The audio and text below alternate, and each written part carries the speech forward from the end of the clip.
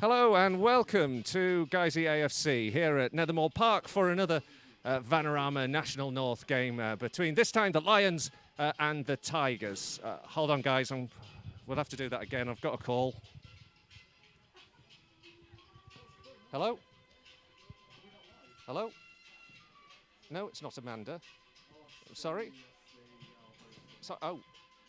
No. We've not got an Amanda here. Is she in the Gloucester crowd? Yeah, Amanda who? Hodgkiss.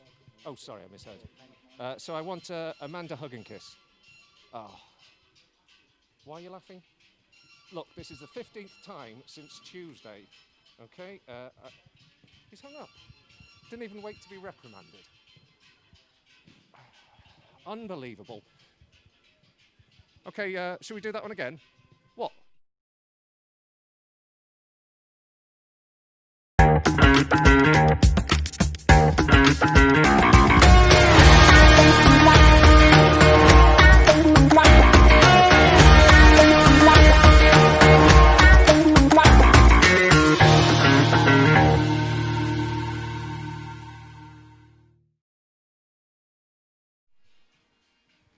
So welcome back here to Nethermoor Park, and it's been an interesting week, certainly for me, and I've enjoyed every minute of it, I think. But today, after a rather dismal performance against Darlington, the Lions are looking to put on a better face and hopefully take on the league leaders and maybe come away with 3 points. That would certainly give us all a real boost. Another boost comes in the form of the Guiseley radio team, which has recruited somewhat of a celebrity. I will say celebrity, certainly in these parts, because he's somewhat of a legend of managerial terms. It's our very own former manager, Steve Kittrick. Afternoon, Steve. Thank you very much for joining us. Yeah, how are you? Yeah, we're grand. You've had a bit of a stretch to get down here today, haven't you? You've had a bit of a journey. Yeah, traffic's been horrendous, even though you don't think a lot of traffic on the road there is. But I'm glad to be here, and it's lovely to see everybody. It's great to have you. If you could just hold your mic a little bit like me, because it's okay. One of the unique features of our kit here. It's not as flash as the stuff you're normally used to with radio leads and the like of that. But how good is it to be back here at Guiseley? Well, I had 5-6 fantastic years here, and it's always in my heart, always has been. Never go away.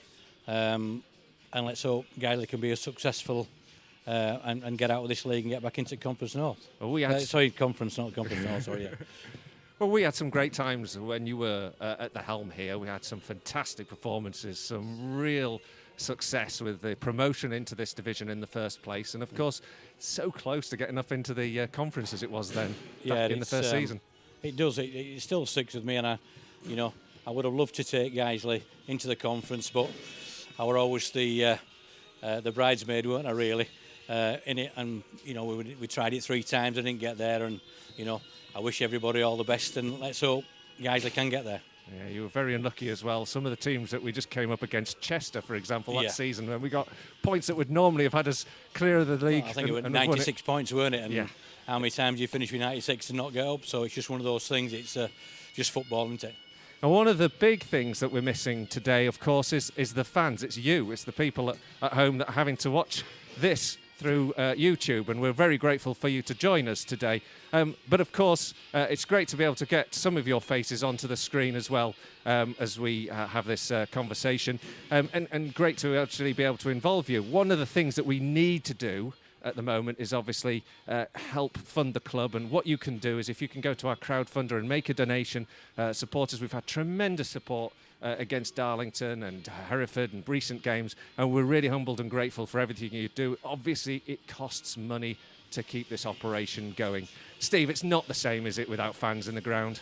No, I mean, I usually walk down here and James usually bothers me and says, how's my family and how's this, and we, little Margaret, and a lot of fans that I've still got affection for. But it's different, it's strange times. You've got to look at the football, people are playing, people are not playing through COVID. Fans are wanting to be part of it, and the way it is at the moment, football keeps a lot of communities together. So, I think Guiseley's doing a fantastic job, and I think what you're doing is how you're selling it on YouTube is fantastic, and other clubs should take lead, from yourselves.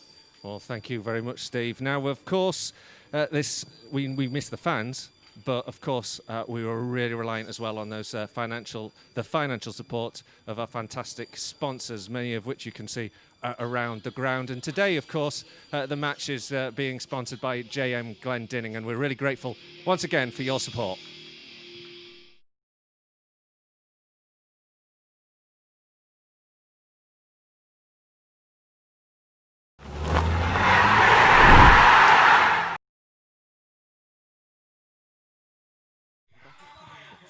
So as the teams are beginning to make their way onto the field, and we make our way into the press box, we are just getting our seats after a quick move around the ground. We will be able to go through the two sides and run down who's going to be playing where. So let's just go through that Gloucester City side. First of all, the team that's top of the table and flying. In goal for them, Louis Malden. Number 2, George Carlisle, Alex Whittle, Gavin Gunning, Liam Daly, Kevin Dawson, Josh Thomas, Akwasi Asante, Matt McClure, who's been banging in the goals for the Tigers, Bernard Mensah and Ben Morgan. And on the bench, Rhys Lovett, Fabian Robert, Tommy O'Sullivan and Kaleem Nichols and Jack James. The Lions, they line up as follows. Brad Wade in goal, George Cantrell, Nathan Newell, Mark Howarth, Hamza Ben Sharif, Isaac Curry, Andy Kellett, Prince Ekpolo, Kian Harrett, LeBrun Becker, Gabriel Johnson, and then on the bench, Dan Cowan, Lewis Hay, Jack Ryan, Brett Nicholson, and Adam Hoare, the young academy striker, on the bench this afternoon. The two sides are about to get underway. As you can see, they are out on the pitch. If you're tuning in to our YouTube feed this afternoon, you'll see that Gloucester are lining up in all red, shooting towards the scoreboard end of the ground. The Lions in the white with blue shorts and blue socks, shooting away towards the bowling green end of the ground. If you're listening in on Mixlr, we're very grateful to have you along. We're multi-channeling now, which all sounds very sophisticated and posh. It just means we're going through two things at once. But we're always very grateful for your comments throughout the game. I'm not so sure I'll be doing quite so many shout-outs this afternoon. Referee gets the game underway. Ed Duckworth with his assistants, Jamie Waters and Ashley Royston. And immediately it's Gloucester who get the ball down. Josh Thomas at the back, playing it across to Liam Daly, the former Solihull man. As the ball is played down the right channel, it goes out for a throw-in. A very big test this for the Lions, isn't it, Steve, today? Yeah, I mean, obviously, with the COVID situation, they haven't trained a lot on Guiseley. I just think it's very, very difficult at the moment with fitness levels being stuck out for 2 weeks. But, I won't read too much into what happened on Tuesday night. I think they've got to get on it and get at it. Russ, I know quite well. He'll be getting the players at it. So, let's just see if they can bounce back. Free kick just conceded there as Isaac Curry, who's I think making his first start this season, put a challenge in. No, it wasn't a free kick. The referee had actually gone for the throw. He blew to make sure that was clear. First minute gone, still 0-0. Gloucester lining up for a long throw into the box. Looks like George Carline, another former Solihull Moors player, about to launch it from the edge of the 18-yard box. Long in towards the 6-yard box, headed away well by Hamza Ben Sharif. Polo just gets it away here to Curry. And Isaac Curry takes a deflection off the Gloucester man, but the ball doesn't go out until it's well into the visitors' half, and then Alex Whittle hoofs it out of the ground, so we're going to need a new ball shortly. So it's brought onto the pitch here with Andy Kellett. Guiseley now making a foray into the Tigers' half. Kellett, he loses the flight of the ball. That gives a chance for Dawson to step across. He's collided into by Howarth, who wins the ball. Referee not impressed, doesn't feel that that's a free kick. And away goes Curry down the right-hand side, looking to get to the corner flag, maybe get a cross in. Does earn Guiseley a corner, and that was well worked, wasn't it, by the player? Yeah, with a tight position there, and he got it down the line, and they've got something out of it. So, it's early doors. Let's hope Guiseley can capitalise on this corner. So, corner from the right-hand side. That means the first opportunity really for the Lions to threaten the Gloucester City goal. It goes short here to Kellett. And Kellett has got to go back. Howarth actually plays the ball between the two defenders down that right-hand side, trying to feed it through towards Gabriel Johnson. But it's well cleared by the visitors. But Guiseley win the second phase again. Curry down that right flank. Johnson with a chase down there. Gets just ahead of Thomas, but Thomas recovers well. And then eventually Johnson concedes possession as he's trying to play the ball towards the edge of the 18-yard box. Asante collects it as it's cleared, but soon loses possession. The Lions starting brightly here, maybe with a point to prove after Tuesday night. Well played out to that left-hand side, and again, this ball played in. Newell, the young left-back academy product, puts the ball into the box, but it's well claimed by another young player, Manchester City loanee, Louis Mulden, who's appeared in an FA Youth Cup final. And that's safe for Gloucester to alleviate the pressure. But a good start from the Lions. Very encouraging, yeah. Great cross. But it's, you know, they'll know today Gloucester they're in for a fight. But it's encouraging. It's very encouraging. The young lads seem to forget about what happened on Tuesday, and it's just, you know, they've got to be positive now and go forward, which they are doing, as you can see. Kellett over the halfway line now. Takes the ball back off Johnson. Decides to hold on to it whilst the Lions catch up and put their number into the Gloucester half, and then rather a loose pass. Frustrating. And the ball is out of play for a Gloucester throw, and the league leaders start again from the back. Headed away by Hamza Ben Sharif, though, as the long ball goes forward. And then Gavin Gunning in the middle of the park shows a neat bit of footwork to get the ball forward. Ben Sharif heads clear. And now back there from Howarth, plays guys into a little bit of trouble. George Cantrell had to work back and clear, but the second phase still with the visitors as they come down the right-hand side. Cross could come in here if George Cantrell can hold his ground, which he does. He can help it go out for a goal kick, and that's a good bit of defending there by George Cantrell. Yeah, he did well then, yeah. Yeah, it was a difficult situation because sometimes when the ball's rolling like that, you know, is it going to go out, is it not going to go out? But he did well and he put his body across. Oh, really poor clearance. Yeah, that's not particularly good. So praise followed by criticism, I'm afraid, because we've just conceded the ball straight away to Gloucester from the goal kick. But they've worked it well, the Lions, and Johnson plays it down the right-hand side. Daly will help it back to the goalkeeper. Mulden with the ball at his feet. He's chased down by young Cian Harrett. His goalkeeper clearance is long and into the Lions' half. Headed away, but returned into Guiseley's half again down the right-hand side. But this time easy for Hamza Ben Sharif to watch that one out of play for a goal kick. What do you think about the first 5 minutes settling down, Guiseley? Just everybody's just testing each other and, you know, can you get the ball behind the centre halves? Let's see what they've got. And but no, it's good when Russ gets his team set up from dead ball situations like this, so that they're well drilled. But it's interesting to see how, you know, the top of the league to a team that's not only played 4 games, 5 games, how it's working. I think guys are doing really, really well at the moment. But it's early doors. Just got to keep the ball and play at their own pace and dictate what's going to go happen. Ben Sharif out to the left-hand side. Cantrell over the halfway line. Guys have bodies forward. Cantrell goes on his own, goes towards the edge of the 18-yard box, finds Howard. Howarth gets a shot away, takes a ricochet. Cantrell chases that one down. The goalkeeper blocks. Another shot comes in. I think it hits Cantrell on the edge of the 6-yard box before being scraped away.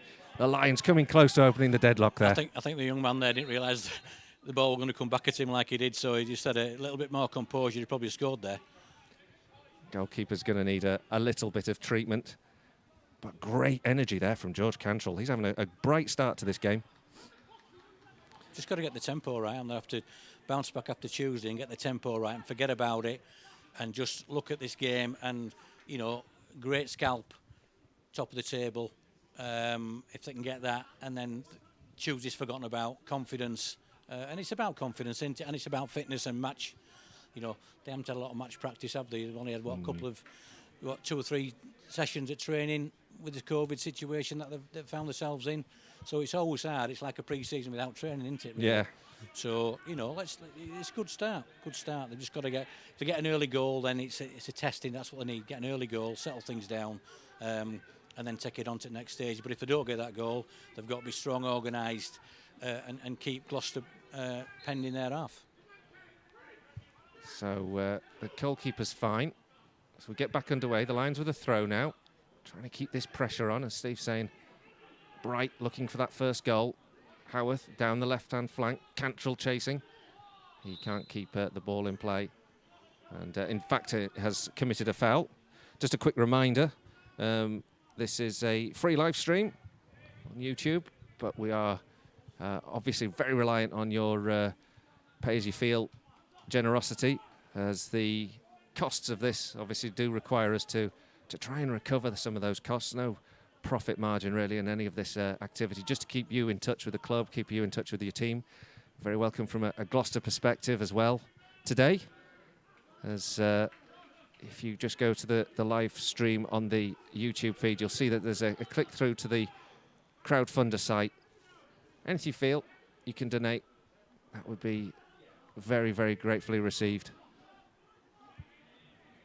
Gloucester now working the ball down the right-hand side, just in front of the James Glendinning board, which is our match sponsor today.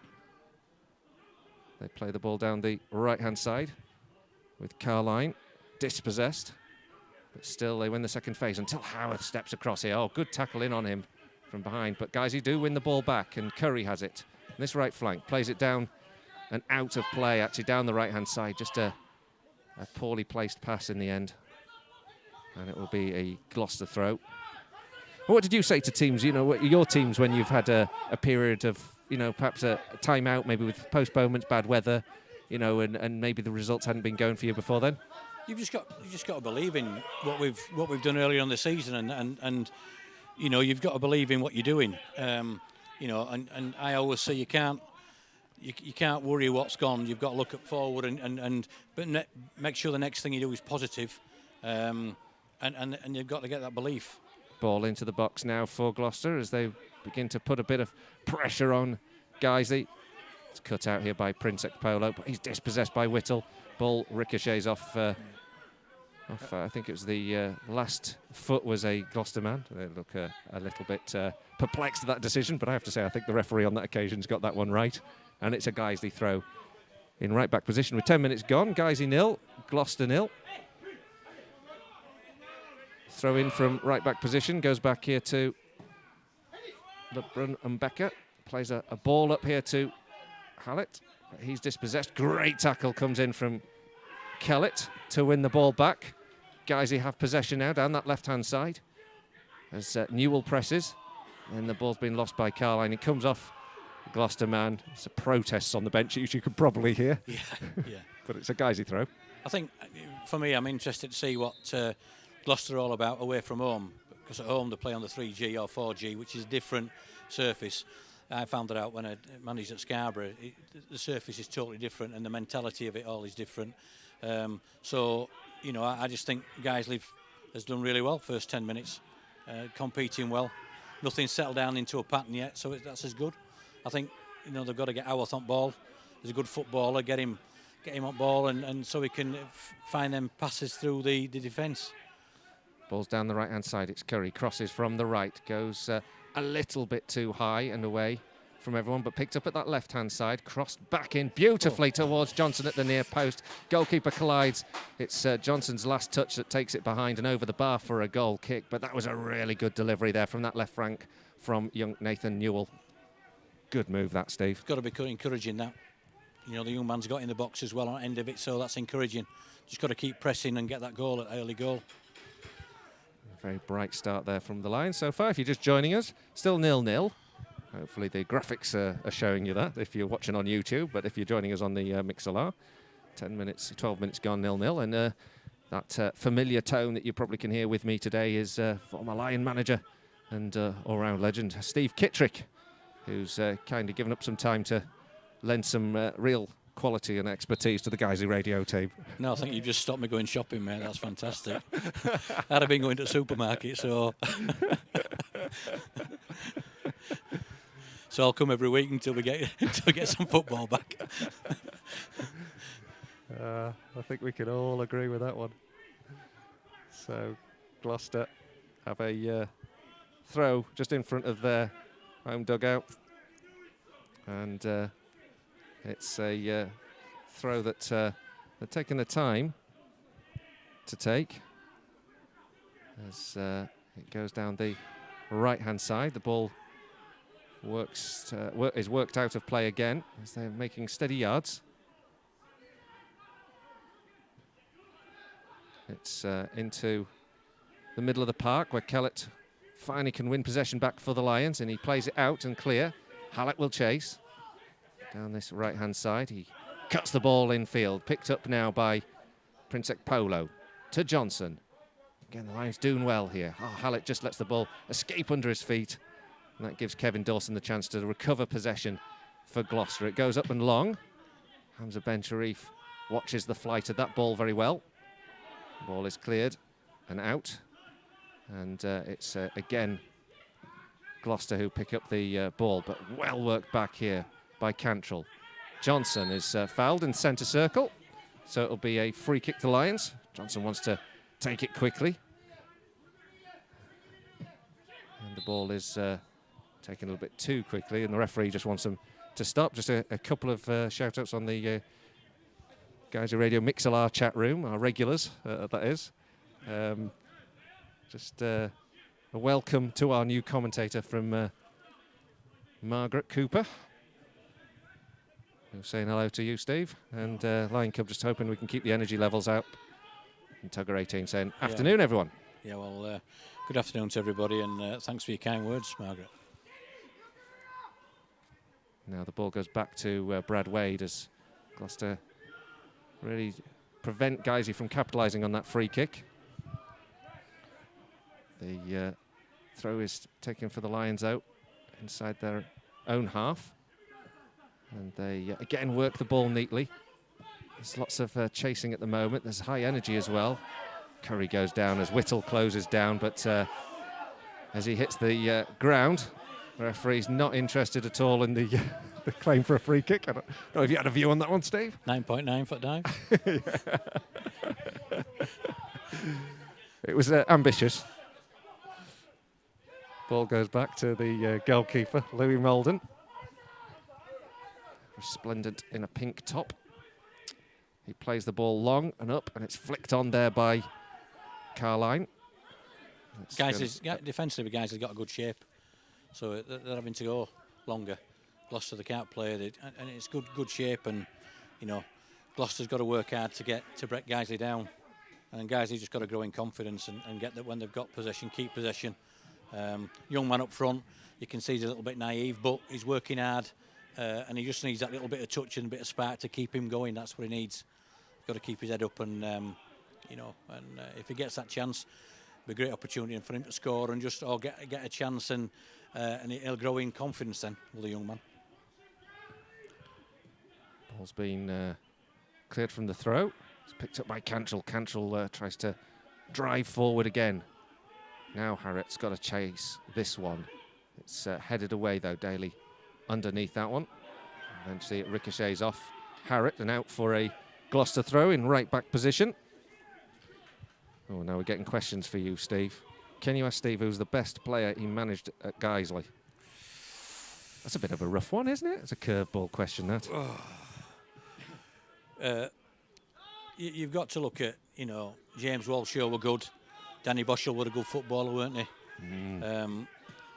We had a lot of good footballers, didn't we? They're all committed. They were all part of a team. We had a great camaraderie at that particular time. But Wally with his goals, Boschel with his creativity. I probably missed one or two other people out. Danny Ellis, Simon Ainge, good players. Stephen Drench in goal. When you look at it, we had a really, really good side. So it's difficult to pull particularly one person out, but Wally always stands in my mind. And when I took him to Scarborough, we paid money for him, paid a fee for him. And every time he scored, the fans used to shout, "What a waste of money," because everybody said it was a waste of money. But he finished the top goal scorers 2 seasons, as he's still doing now. You know what he's like. He's still at 36, still put it back in net. But, you know, we had some very, very good players, didn't we? Certainly did. Oh, guys, they've just conceded a free kick now inside the Lions' own half from a throw, rather cheaply given away. Gives a chance for Gloucester to get the big men forward. Up comes Daly. And up comes Carline as well, coming into the box as Ben Morgan, rather. They've also got Asante in there too, of course, a real goal threat, as we know. And Bernard Mensah. This one to be delivered from this right-hand side. It's curled in and then watched as it skims across the face of the goal. Brad Wade was very confident. I think he was more confident than I was when I watched it from here. Yeah, I think he thought the ball were going to bend a little bit more than it did. And, you know, when you look at players, they always get that thing in their hand and, oh, that one here. But let's be totally honest, that were ambitious. Ben Sharif, long clearance now. Up towards Howarth. Howarth wins a header, but he can't keep it in play. There's a knock that's just temporarily stumped. I think it's Ben Morgan. But he's fine. He's up on his feet. And I think it'll restart with a Gloucester throw in right back position. The low sun, as you can probably see from the footage if you're watching on the YouTube feed, is going to cause Brad Wade a few problems, isn't it? It's a difficult low sun. It's no, he's got no cap either, has he, Brad, today? Ball is cleared. It's picked up again by the Lions as it comes into the Guiseley half. Cantrell spins to try and get past his man. He's tackled, and it's won by Asante. Goes down this right-hand side now. There's people in the box. Mensah's in there, but it goes beyond everyone. And Guiseley will recover and move it up towards the halfway line. Johnson does really well to take it past Thomas. Then just sort of loses his footing, and Gloucester recover possession. Mensah combines with Gunning. Guiseley recover the ball, though. Played forward now. Really good delivery there from Nathan Newell. Just a little bit too far away from Cian Harrett, but a lovely idea there. And then, rather strangely, the ball almost flummoxed the goalkeeper. Guiseley managed to keep some pressure on, a high press, as the goalkeeper Mulden gets a rather more comfortable clearance this time down the right-hand side with his feet. Chase on here for Matt McClure, but it's rolled out of play, and it'll be a Guiseley throw in left-back position. I think Gabriel there should have, you know, he's got bags of pace there. He should have tested the full-back and took it as far as he could. He was looking too early to pass it. If he takes it on and gets further up the pitch and gets his confidence, you know what I mean? And because he's got bags and bags of pace. I thought he should have gone down the line there. You probably thought the same as me. And it was too easy to look inside. And he's just got to work this line and put the full-back under pressure. If he gets out wide now and get it, just stroke it down the line early. Close the situation, closed it up. Curry, though, has to cut infield and finds a little angle, but just a little bit too far away from Harrett. And it's easy to clear. Johnson recovers, plays it infield. Goes for the return from Curry, but he's overhit that one again. Another misplaced pass, and it's out for a throw-in for Gloucester in left-back position. Still 0-0, 21 minutes gone. I think Gabriel there's got to demand that ball down that line, you know, and then if it goes down there, the six can go and back him up and they can get a platform. But, you know, he closed all his space down by running with it, closed all his space down, so... Guiseley win the ball back from the throw. Kellett, who's looking effective in the middle of the park, he plays it up in the air. The flight of the ball perhaps foxed Cian Harrett. Because it seemed to fall closer to him. They might have realised, but that low sun is really difficult at the moment because it's shining right in the eyes of the Guiseley players as they face towards the Gloucester goal. It's won back here by Guiseley, though, as the Lions work out from a left-back position. Crossfield pass from Kellett, rather heavy, but well recovered by Curry, who plays it down the line, and Johnson has a run at it and runs infield this time, keeps possession well, gets it back and plays it out to the left flank. It was a heavy ball. Newell's done well to recover, looking for the pass immediately. Newell tries to go past his man first. His cross in, blocked at the near post and away for a Guiseley throw. But impressive stuff there from the Lions. A good move there from Johnson, cut in field and well worked out to that left flank. That's what I was saying earlier on. If he gets that ball early, gets at people, commits defenders, puts them on the back foot, and he's got bags of skill, and defenders don't like players running at him. Now a throw in. No Brad Nicholson today on the starting 11. He's on the bench. So this is a chance for maybe a different kind of choice here. Lined up for a long one, taken short by Cantrell. Guys, in the end, rather disappointingly concede possession between Cantrell and Kellett. They couldn't find a way to get across into the box. So possession turns over. Just touching on what you were saying about, my mind's thinking about players that I had, and you look at Andy Ellsworth and Chris Holland, fantastic professionals, and fetched a lot to Guiseley at that particular time. The knowledge, the know-how, how to win football games, but two really tremendous footballers as well. So if they're listening, which they probably won't be, but somebody might fancy. But they were tremendous professional people, great to have and great to manage and easy to manage, if that makes sense. And bought into what we were trying to do at the time. We had some tremendous teams, and you brought in a lot, and you did turn teams over, didn't you? Yeah. You could refresh them to keep that quality going. Some great players over the years. But I also think it's what the club, projecting, weren't we? We had a good club, great supporters. The club were doing it right. The directors were doing it right, and we built that like family atmosphere, which, it still hurts by not getting into conference. But we had some fantastic times, didn't we? Some fantastic times. Howarth now with a ball down the left-hand side, but it's overhit that one and back. What do you make of this back line? Slightly adjusted from normal. Bruno Becker, Hamza Ben Sharif and Isaac Curry. They've not obviously played alongside each other, almost like playing as a four here. You been impressed? Yeah, Ben Sharif, I've always... Sorry. I said to Russ when he... when he kept him, I know a few clubs after him, he's a quality player, and he's bought into what Russ wants to do, fetching the younger lads on. And I think he's massive for the club. So they've been really solid at the back so far today, as the ball goes back to the Gloucester goalkeeper Malden, and Harrott chased after it, and then he's gone to ground. Don't know if he's just turned an ankle or something, or he's been kicked. Do you think the goalkeeper? Did you see the goalkeeper catch him? I think he'll be all right. He's. If he has Russ in his ear in a minute, he'll get up. I can't think of many people who wouldn't get up if they had Russ in their ear, to be honest. Oh, I've had him in my ear loads of times. We have a little bit of a joke, me and Russ, because when he was assistant manager at Alfreton, when I come across him, he always used to have his tracksuit bottoms in his socks. So when he got the Guiseley job, I said, that look doesn't, for a number one, he don't look good, that, so you've got to take him out. So I do cane him a little bit. So I do keep on his eye on his attire, don't worry. I can see a new section coming on, Russ's attire. Yeah. Oh, yeah, you've got to keep an eye on because he's got some rascal gear. Well, we have this slight pause. Just reflections on some. You think of kind of the key games. Just Keane Harrott's just having a bit of treatment. Some of the key games that you remember playing, and I remember particularly one game that we won at Altrincham, and the performance that night was phenomenal. It was around about Walshaw scored.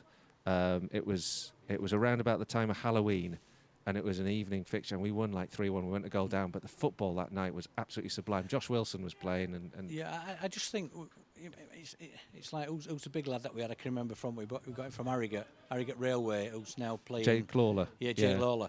He didn't get much game time with us because of the personnel we had, and we just played football. I were criticised sometimes for playing too much football, But that's the way I wanted to play. But it was entertaining, and we were very successful with it, weren't we? And everybody bought into it. And what you've got to remember, when you've got these lads 2 nights a week, and they put the time in away from the families, and they want to play football, and they want to play it the right way, that's what it fetched. And people used to love coming to play. We didn't have many people on the medical bed at that particular time, really, because when you were successful and you're playing and enjoying it, you know, your physios don't have a lot to do, do they? No. Yeah. And that's exactly true. But we played some great football, and I'm sure, to be fair, I'm sure Russ will get, you know, he's got a lot of young players. He'll get and play, and the enjoyment will come, and the fans will love it. He'll get them playing some good football, because he knows what he's doing, does Russ and Marcus. They're good football people, but they have got a lot of young players, and people's got to be patient with them. Oh yeah, there's 100 games under the belt today. This is the 100th for Russ and Marcus, and Paul Clayton, of course, as well as the management team. Paul Clayton, I've tried to sign him more times than not dinners. When you see him on team sheet against you, you know he'd always get a chance and score. Now Gloucester have the ball on the right-hand side as they're pressing here with Matt McClure. Guiseley clear, though. Newell. A long hoof into the Gloucester half. They're just coming into the game a little bit more now, the visitors. But this time the ball over the top is wide of the mark and goes out for a Guiseley throw in right-back position. I think equally, talk good games, one of the worst after evenings must be that 6-0 defeat at Alfreton. Yeah, well, Russ reminds me about that. Which, yeah. He reminds me of that, how good Paul Clayton were and the players that he had. And it was a wake-up call for quite a lot of people, but it still reminds me on a regular basis. They were playing with 10 men from about 20 minutes in, and we still managed to end up on the wrong side of a 6-0 scoreline. Yeah. But we'll brush over that one. Ball's gone into the Gloucester half. The Lions trying to work forward, but Gloucester just beginning to win more of the 50-50 balls in the middle of the park. Get a throw this time. There's not been a lot of goal-mouth action in this first half hour, with it still 0-0. The Lions certainly have had chances, though. The better of the chances in that period. The visitors now playing the ball over the left-hand side, looking to get the better of Mbaka, but he watches that one very well. Places the ball out for a throw-in.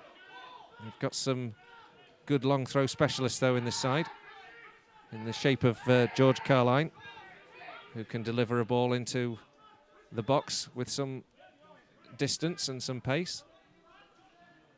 This one long and up to the inside of the 6-yard box. It's cleared. Guys who will recover possession back. Picked up by Whittle.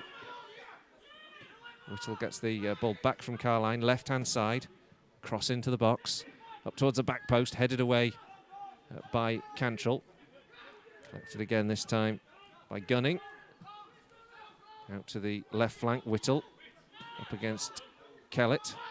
Plays a nice ball into Asante. And then Whittle once again has it on the edge of the area. Carline crosses in towards the edge of the 6-yard box. It's hit and come back off the inside of the post. And then the second effort from the right-hand angle skims across the face of the bar. The Lions almost within a whisker of falling a goal behind. One or two players like rabbits in headlights there. They were just watching the ball instead of pressing like they've been doing, and they've been lucky. They've been lucky there, of Guiseley. But they've got to get out of that mode, get the ball back again, and get up the field, and just watch the movement. They've got quite clever movement of Gloucester. A long throw into the box, headed away. Ball comes back in here. Carline will collect it once again. Can cross. Actually opts to go back. Gunning crosses in from the left-hand side. The flag goes up, and I think there's an offside decision as the free kick is given. And you may actually hear Marcus Bignot quite clearly on this side of the ground. I think he was reiterating what I was saying and thinking. That, yeah. He's very animated, isn't he? He's, and he's right what he's saying there. Everybody's backed off and let them play a little bit, and they've got to get in the faces, Just when you were talking about Russ at Alfreton, I can remember when we were at Telford and we'd just gone to Wrexham and won 5-1 in the midweek, and it's like the local derby. And then I looked on, I knew the game after was Alfreton at home, and they beat us 2-1, and I've never beaten Russ at all, and he always reminds me of. And when you look at that, you want to get momentum. You looked at it and you thought, Alfreton, no, he's never, never done well against any of his teams really. In fact, I know I haven't. Gloucester have the throw right hand side. It's into Asante. Asante loses possession. It's going to be a throw. If you're just joining us, it's 0-0, 32 minutes gone. If you're on the Mixlr chat room, it's in the mix listening via Mixlr. Obviously, you'll see the scoreline if you're joining us via the YouTube feed. And if you're just tuning in, that dulcet tone that you're hearing is Steve Kittrick, the former Lions manager, joining us this afternoon. This is good movement now from Gabriel Johnson, moves in the middle of the park. Intercepted though by Dawson. Dawson collects, goes up to the halfway line, held back well by Kellett. The Lions are losing a little bit of momentum. Had the better of the chances, but Gloucester have come within a whisker of scoring just a few moments ago. Andy P just on the chat room, just reminding us about the Altrincham game. Was that the Nicky Bosch overhead kick? Yes, I think it was. Talking about some of the other players, Wayne Brooksby, Gavin Rothery, some great players, Josh Wilson. Goes out here to the left-hand side, and Daly's got it for Gloucester, up towards the edge of the area where Cantrell clears, but the Lions sort of encamped on the edge of their 18-yard box as the ball comes back over here, and Becker watches it against Matt McClure, and nods it behind for a corner. I feel like momentum's now building up with Gloucester. They've got to get, guys have got to get a foothold in the game again and get the ball, keep the ball. They're just backing off, and just, they've grown into the game of Gloucester now and getting a bit more momentum.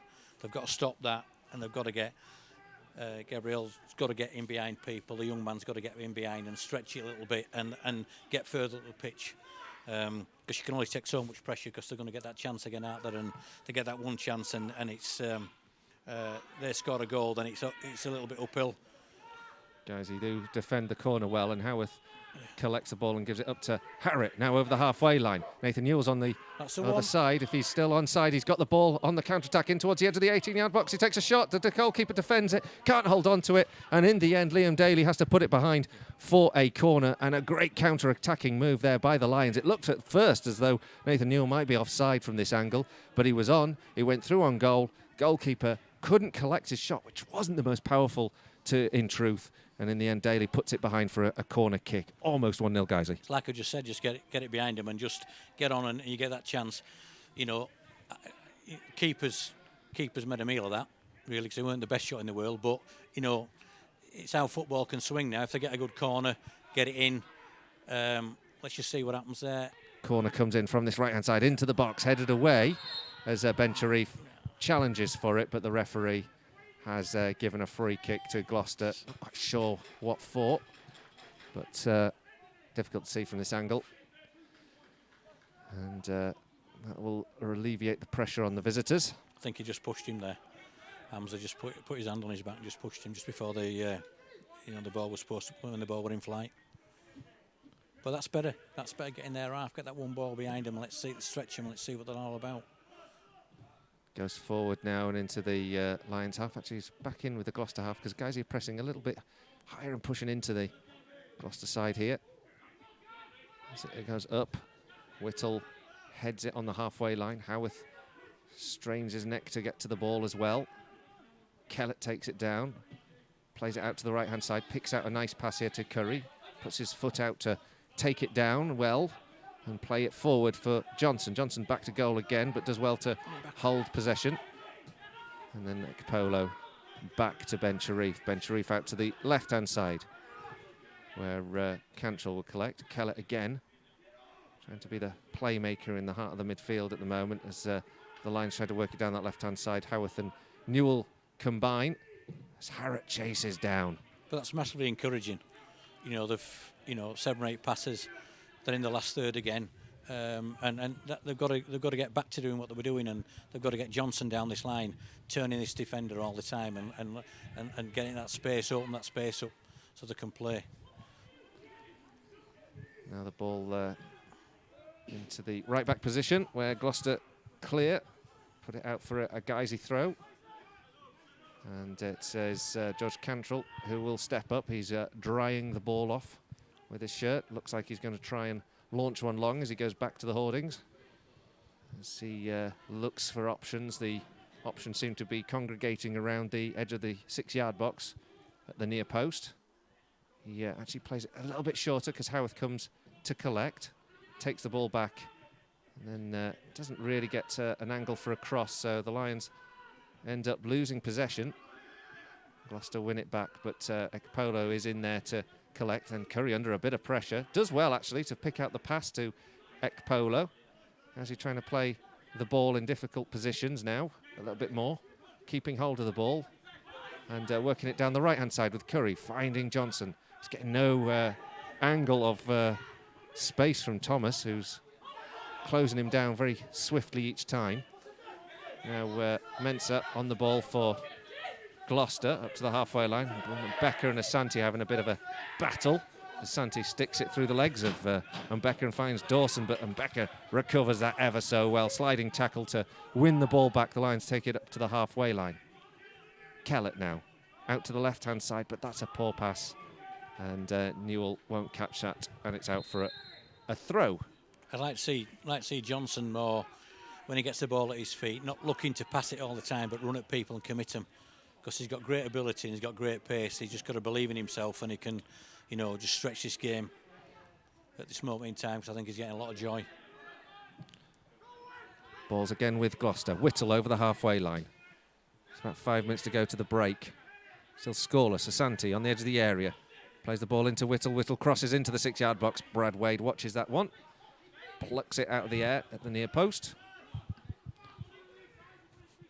They've got some quality, haven't they, Gloucester, in the starting lineup? Who's impressed you from the Gloucester perspective in this first 40 minutes? The nine's a good player. The nine's a good player. He got good movement. Gets him a platform. But you know, they've got quality all over the place, and they'll bide the time and just pick that pass. That's the difference in it. It's just trusting each other. You know, they've been under pressure. But guys has had a couple of chances. They've hit the post once, but it's that game of chess, isn't it? And when you have players with experience and they know the way around the game, that's the difference. That is the difference. And you know, we've got to remember that guys has got a lot of young players. That a lot of them haven't played at this level, but you know, they've grown into it. They're all right. They're learning. The young lad up front just needs to come a little bit once the defenders have got the ball, come in them little pockets. You know, to come a little bit deeper to get that platform to get people playing. But you know, that'll come with him, and you know, it's still 0-0. It isn't as if we're hanging on there, are we? We're there. We've had many chances as they have, but they've just got a little bit more quality in up front, I think. Well, guys, they've just conceded a free kick, and George Cantrell's just been booked for it, just to show that point really about the understanding of the game and the experience that Gloucester have. They've earned a good free kick on that right-hand side.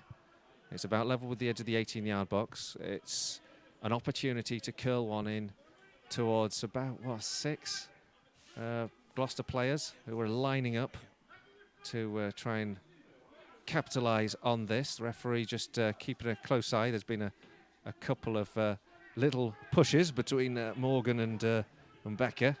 The referee just shouting out. You can hear so much now of the game. Yeah. That crowd. The ball floats in towards the back post, over everyone, and then behind for a goal kick. And you may have received or heard some feedback from the field as to the quality of that particular pass into the box. Yeah, it weren't.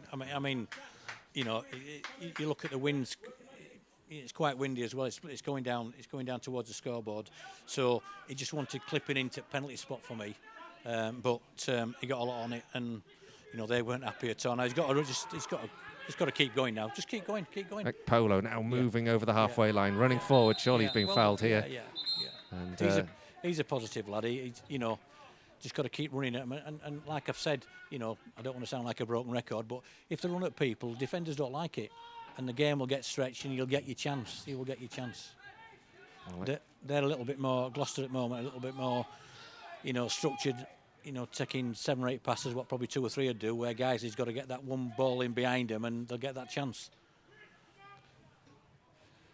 Free kick though that Polo has earned for the Lions has given Cantrell and Howarth a conversation as to who's going to deliver this into the box. It's fairly central. They don't. They actually go to the right-hand side where Curry collects. Gives it to Kellett, who's made a run. Down by the byline. He plays it back here towards Cantrell. Oh, unfortunate heavy touch. And now the counter-attack could be on. Asante's looking for the ball, but Ekpolo makes enough of a nuisance of himself to put him off. That press doesn't arrive, and Brad Wade clears with his left foot as Gloucester win the second phase back, and they move forward with McClure, who tries to thread it through towards Mensah. Guiseley hold firm, though. Still Gloucester have possession of the ball on the right-hand side. Down by Dawson towards Mensah. This time the ball ricochets off and goes out for a throw in left-back position for the Lions. 2 minutes to go. Thoughts probably turn towards the half-time break. I think Russ get him in at half-time and Marcus, and they'll be pleased with what's happened. I think they'll be asking him just to put the ball early to stretch the game and get further up the pitch, and I think they will do that, and they'll get that chance. But defensively, they look solid. Our guys look solid.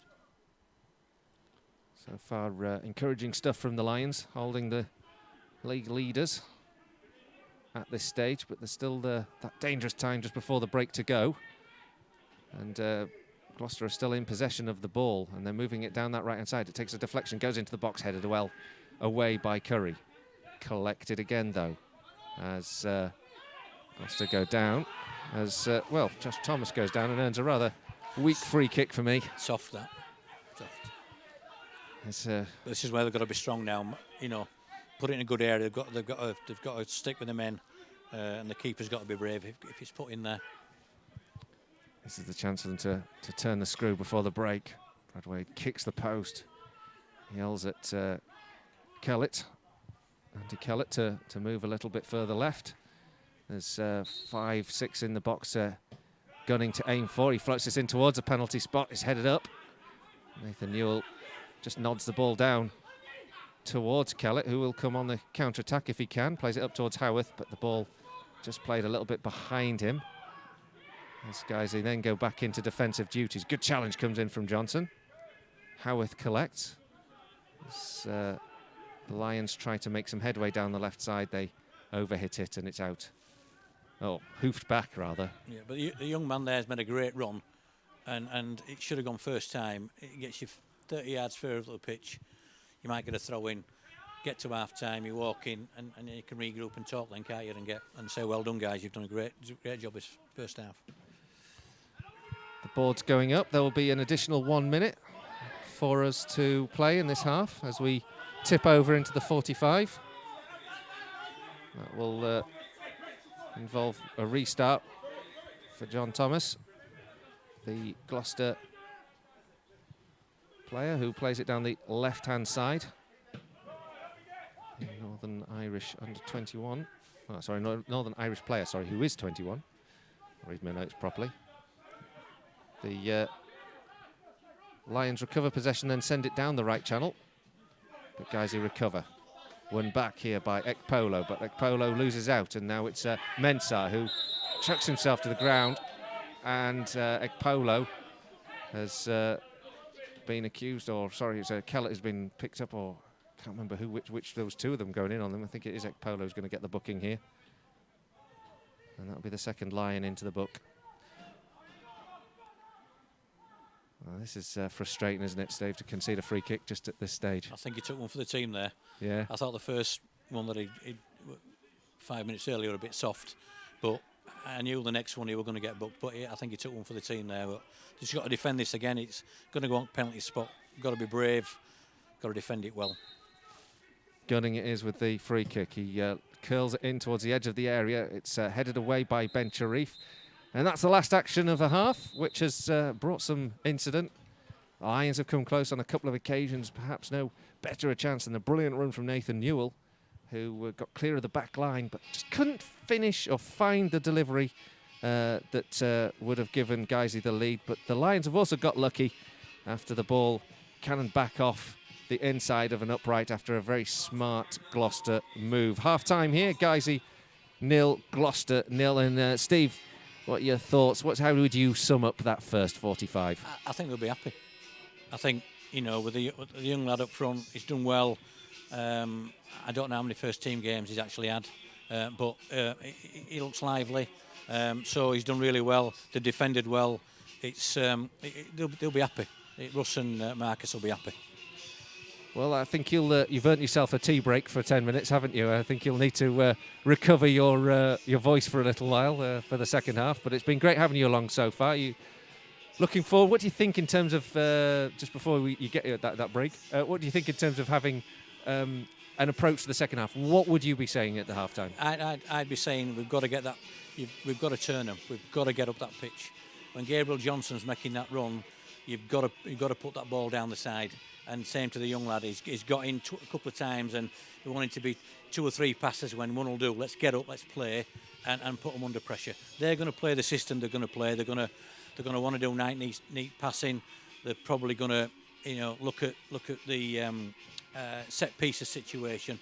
So let's cut that out. Let's stretch it like they did the first 20 minutes and play in their half, and then build from there.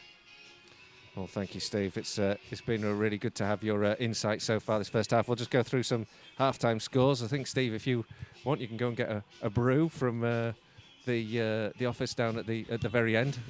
Grab a brew from the huts. We tried to do the instructions live on air. That's how we could do it. But Steve, we had a nightmare journey in here today. He was stuck in traffic. Very kindly committed to come across to the game, but of course the famous Guiseley traffic managed to cause all sorts of problems and held him up. But we'll be back with Steve for the second half. In the meantime, we'll just be able to go through some half-time scores, and then we'll have a wee chat with Nick about what he's made up of the first 45 minutes. Let's just first of all have a quick go over the games in the National League, where Boreham Wood 0, Altrincham 0 is the score. Chesterfield 1, Notts County 1, FC Halifax 0, Torquay 1, Kings Lynn 1, Dover 0, Maidenhead 1, Bromley 0, Woking 2, Barnet 0, but Woking are down to 10 men in that game. Wrexham 0, Aldershot 0, Yeovil 1, Hartlepool 3, Wealdstone and Sutton play this evening. They're on the television at 5:20. In the National League North, the real stuff for us, obviously, it's Alfreton 0, Darlington 1, Brackley Town 0, Chester 0, Bradford Park Avenue 0, Telford 1. Telford, of course, are where we are at next Saturday with a tough away trip there. Curzon Ashton 0, Leamington 2, Farsley 1, Kidderminster 2, Gateshead 1, Southport 0, Guiseley 0, Gloucester City 0, and Hereford 0, Chorley 0. In the games that I'm just keeping a tab on in League 2, out of interest, Leyton Orient are beating Harrogate Town, who are still having a pretty ropey run of form at the moment in the league. They're losing 2-0 there at Leyton Orient, a ground that we know well from particularly the one occasion we played there where Danny Lowe was manager for the day. Barrow 0, Forest Green 0, and Salford are beating Bradford City by 3-0. So it's been a enjoyable-ish game. There's been some eventful action. It's been very tight. What have you made of this? It's an encouraging Guiseley performance, I think. Well, I'm glad that you've stuck around to have a chat with me, because I was going to make those scores last for the whole of half-time that you've just read out in 1 minute. Well, I think people want to hear them again. Well, there's every chance, isn't there? Yeah. No, we have looked pretty solid, haven't we? Very, very different setup to on Tuesday night, particularly in defence, dropping LeBron and Becker into defence. Both Brad Nicholson and Dan Cowan out. I don't think you could argue that any defender played well on Tuesday night, but keeping the captain in the team and switching up how they're organised back there looks very different as well, because that then brings in Nathan Newell, who provides natural width, and as we saw from him having really the best chance of the half, he wants to get forward in a way that other defenders don't necessarily. There's a bit for Gloucester to look at as well in the shape that we're playing, because we've got George Cantrell there, who is happy to play in any position and so drifts through them. Anywhere up and down the left, even dropping into central defence from time to time. We've got Isaac Curry, who's sort of a bit like Dan Cowan, a tall right back, sort of right backish, centre backish option, and then Gabriel Johnson, who didn't look convincing in midweek at all on the right, and today has looked a bit brighter.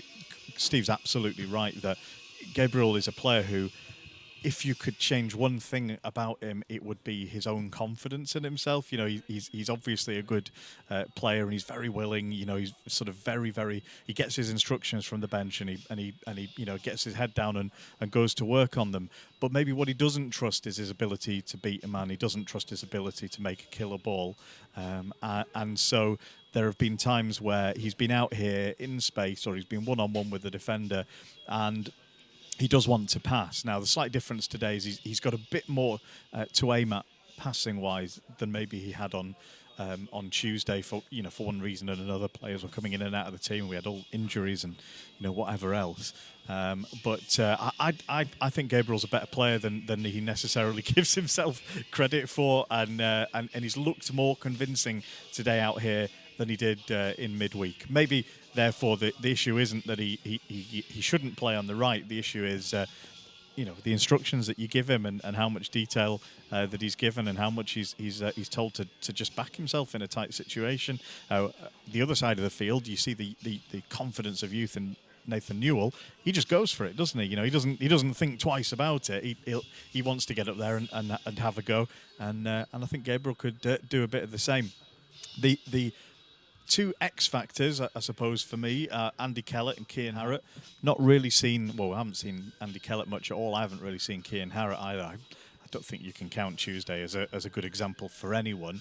And Steve picked out exactly what we've seen, what he should have picked out there, which is Cian's a young lad and his movement isn't quite there yet. And he's up there and he's willing, but he hasn't managed to find himself in space in between defenders yet, and that means he's not had any chances. So there's two things that you'd want to tweak there going forward. Andy Kellett definitely brings something different in midfield, and he's not giving the ball away very much at all, and he's looking to get forward, and that's helping Prince look like he wants to get forward as well. Suddenly, rather than constantly seeing those two midfielders facing the defence, we've seen them facing forward a little bit more. So, at the end of that long explanation, though, neither goalkeepers had anything to do in that first half, have they? No, well, I mean, there was that save, wasn't there, that Nathan Newell's shot brought about, but it wasn't a particularly difficult one. If anything, the young keeper for Gloucester, Louis Molden, he made a bit of a hash of it, didn't he? Yeah, and there's the only things he's had to do are be brave and get himself into a 50-50 foot race for the ball at the near post, really. Other than that, so and Brad Wade's had very little to do either. So lots of communicating, lots of organised defending, but neither team will be especially happy with their end product so far. For Gloucester, we should say, if you're listening from a Gloucester point of view, it's not all about us. They look solid, and they look like they carry the threat that you would expect a team to carry when they've got a Kwasi Asante up front, who we know very well. We know he's an extremely prolific striker at this level. And so that threat will always be there. And so LeBron and Becker, Hamza Ben Sharif have to continue organising and communicating in the way they have with the players to the sides of them and in front of them, and make sure there's someone always keeping an eye on Asante in particular, and then the players who are running off of him as well. And they are a good side, you can tell, can't you, from this perspective. Interesting point that Steve was making about the turf. But the actual quality of the passing and the movement has been impressive. When they've got into a bit of a flow, they've worked well down the flanks, and in particular working down this left-hand flank, I thought they've been very effective. Well, that's the other side of the Gabriel Johnson question again, though, isn't it? He isn't coming back. Now, our team isn't quite symmetrical. I don't think it's supposed to be quite symmetrical the way that it's set up, but Gabriel Johnson isn't coming back to support Isaac Curry in the same way as Nathan Newell and George Cantrell are working together down on the far side of the pitch. So there is an opportunity there for Gloucester to continue working into. And I suppose, like you say, that's the other side of the coin. If I'm saying, Guiseley's defenders are communicating well.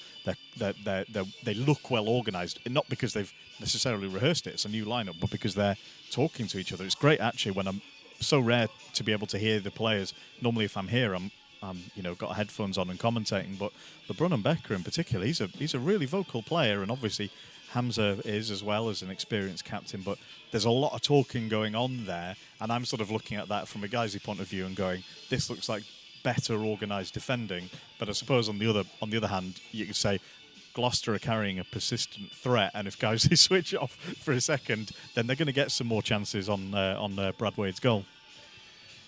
Yeah, it's a good point. One of the things the reason we're having a chat right now is just I think it's worth pointing out. We've had a bit of a technical fail with some of the highlights we wanted to put out, and there's been some tremendous work that's gone on behind the scenes. Just wanted to say with young Joe Priestley, who's working hard to develop content as well for this to help produce what we're putting out on match day, and Dave as well, of course, has been working, but we've just had a bit of a fail of the highlights that we wanted to show. And what we wanted to show, and I suppose it's worth just sharing that since we're padding out here, is the Darlington game from 2019. It would be when we needed to win. We wanted to just basically have a cheerier memory of Darlington at home to reflect back on after last Tuesday night. And so is that the game that will continue to not exist for me because I forgot about it on Tuesday? Is it that one that I didn't go to? And I thought we are always terrible against Darlington, and you all pointed out, no, we were actually good against them once, and I just don't remember it. Well, no, actually, is this another one that I don't remember? This is another one. No, this you do remember it, of course. But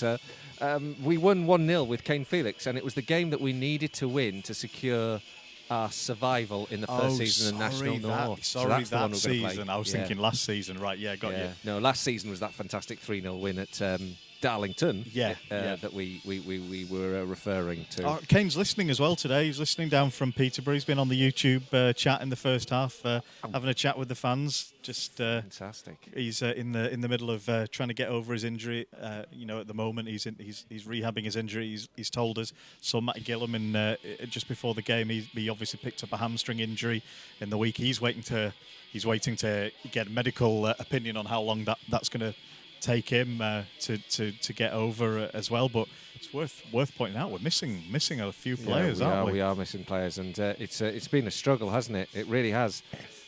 We've had some challenges, it has to be said, in this first stage of the season, and I think everyone's having similar difficulties in different times. But it seems like we've had a particularly pronounced. At one point of the season, we'd played 3 games, I think it was, in the league until this week. And we were in November, and it was because we've come up against teams who've had their games cancelled due to coronavirus, and then of course we had that unfortunate incident where we had a case in the camp that we had to then self-isolate for the 3 weeks, the period that turned into 3 weeks rather, that's limited the training, that's limited what the squad's been able to do. It's been a huge challenge, and it's been a real difficulty, hasn't it, for everyone at the club to overcome. Well, it just another challenge in a year of unexpected challenges. I'm watching the Guiseley players coming out of the clubhouse. We didn't comment on that on Tuesday. Almost didn't quite understand what I was seeing, but they're literally not using the changing rooms now. Part of the coming out separately. Guiseley players sat in the bar for their team talks. Nothing is as it should be this season, and having weeks without playing and then picking up injuries because you try and go from 0 to 100% intensity without a chance to ease yourself back into it is just another one of those. But so far today, at least, Guiseley acquitting themselves pretty well. Lot to play for in the second half, and I suppose my biggest question, and I'm sure you'll be keeping an eye on it as the half goes, is how long can Guiseley keep up the level of energy and organisation that they showed there in the first 45? Have they got 90 minutes of that in them, or will they find that they dip a little bit later on into the afternoon and rely on substitutes and other things to keep the levels up? Anyway,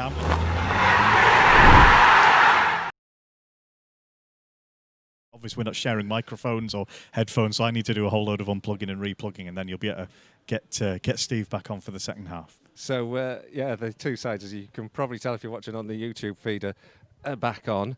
The Lions are going to kick off, shooting from right to left this half towards the scoreboard end of the ground. If you need that description for the point of listening through on our radio feed on the Mixlr.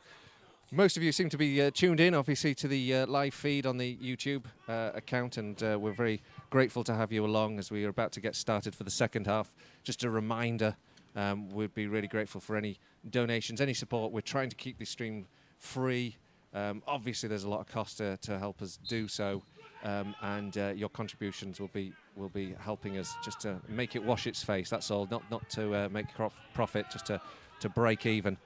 The way that we need to engage with you is obviously this way at the moment, because sadly fans can't be in the ground, but hopefully you enjoyed watching the photos of yourselves at the ground, being part of it today as best as we can. Back underway now, and the Lions are having to defend at first because the ball coming over the top is towards George Cantrell, actually, who heads it away. But the second phase won immediately by Dawson. Dawson out to the left-hand side. The Lions want to make sure that we don't do what we did against Darlington on Tuesday night, which is concede an early goal in that second period, already 2-0 down. That third was a pretty game-ending lead that really set the game firmly in Darlington's favour. And they've got a throw now, Gloucester, which George Carline, even though it's sort of midway through the Lions half on the left-hand side, has the length and the ability to throw this ball long distances into the box. It's nodded on and headed away, thankfully, by Gabriel Johnson. Back into the area. Chance here for Gloucester as Ben Morgan, who was remaining up in the Lions box. Span had a shot and it's ricocheted off and for a corner ball. And I think, Steve, you're all plugged in and ready to join us now. I am, and I've fetched you a cup of tea as well, don't forget. You have, yeah. No, they've just got to weather this storm now, haven't they? They've got to get, got to defend this corner well, and then regroup and get the ball out. Let's get further up the pitch again. It's always going to be tough this first 10 minutes. Corner comes into the area. It's headed. A brilliant save from Brad Wade, who reacts really well to Daly's header. Puts the ball behind the upright and out for another corner, but that was almost 1-0 there to Gloucester. A fantastic delivery, good header, great reaction there from Brad Wade. Corner now from the right-hand side. Almost delivered into the 6-yard box again, this time cleared by the Lions. Hopefully we'll wake up a little bit and take the game to Gloucester as Newell tries to do so, working down this left-hand side. Ball across out to the left-hand side, chested down by the defender. It was a good idea there from Nathan Newell. Oh, it was a great vision, and another foot, and it's a fantastic ball, isn't it? And that's the difference, isn't it? Just that little bit more power and it goes over him. A good pass can look a bad pass, can't it, just by that? But the kid got his head up, and fair play to him. It was a good effort. Ball in towards the edge of the box again as Gloucester press. It's worth mentioning, actually, we haven't mentioned this, but there has been a change. Tommy O'Sullivan is on. Didn't see it when we were busy working with wires and what have you, so there has been a change to the Gloucester lineup. I'll try and work that one out shortly. Meanwhile, guys have a bit more defending to do, as it's another throw on this left-hand side. It's a great attribute, I think, the long throw into the box George Carline has. He goes back to the hoardings and once again launches it long in towards the near post. A couple of players go down, and it's Howarth who's penalised, and a penalty's being given to Gloucester. And that is perhaps the worst possible start for the Lions in the second half. I don't know, what did you see of that then, Steve? It's harsh, isn't it? We can't see from here, but this, he's nearer. You don't know how easy he's gone down, and players are shaking their head, which they're going to do, but it'd be interesting to see if we had a replay, and I could see exactly what happened. But it's harsh. It's harsh. But players this day and age, they try and milk everything, don't they? So he's probably milked it. Let's hope the keeper can save this. McClure, I think it is, who's standing over. Referee just marking his turf, checking that the lines and that the Tigers are both behind the 18-yard box as McClure steps up to score, perhaps. He fires this in past Brad Wade, who's furious as it goes central, straight down the middle. Wade guessed, and unfortunately, it isn't a good start to the second half. A penalty for Matt McClure has given the visitors the lead. Guiseley trail, it's Guiseley 0, Gloucester 1.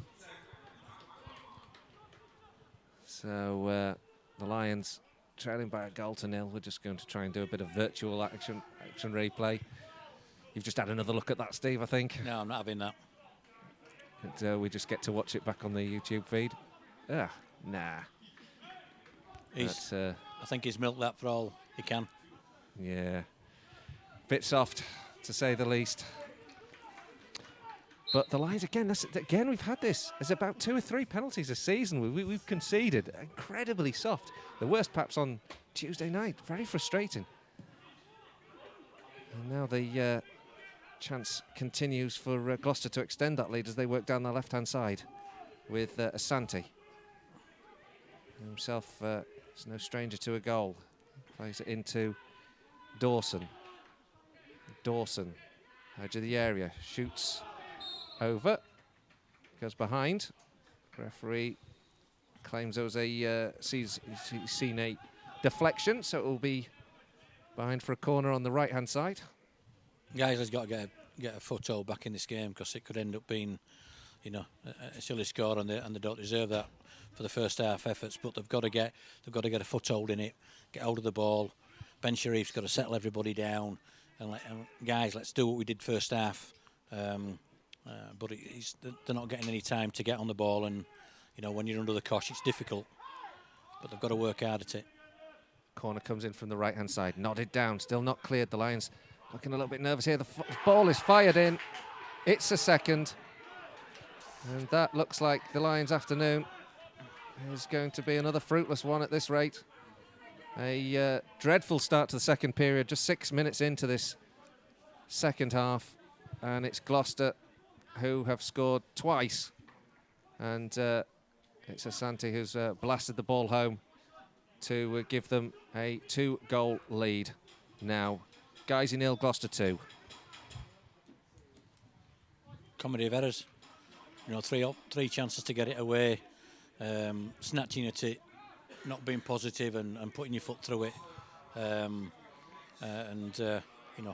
They've come out of Gloucester and really meant it and put them under pressure. But, they've got to compose themselves now, Guiseley, and get back into it, because it could end up being a silly score if they're not careful. They've just got to compose themselves and get further up the pitch and start believing in themselves again. Well, the second half has started poorly for the Lions. Free kick has now been given. There's a foul on Johnson. There's a real reaction there. Referee's got a yellow card in his hand. Curry's gone across. Johnson's down holding his head, and the referee has only one intention. That is a yellow card. He's going to call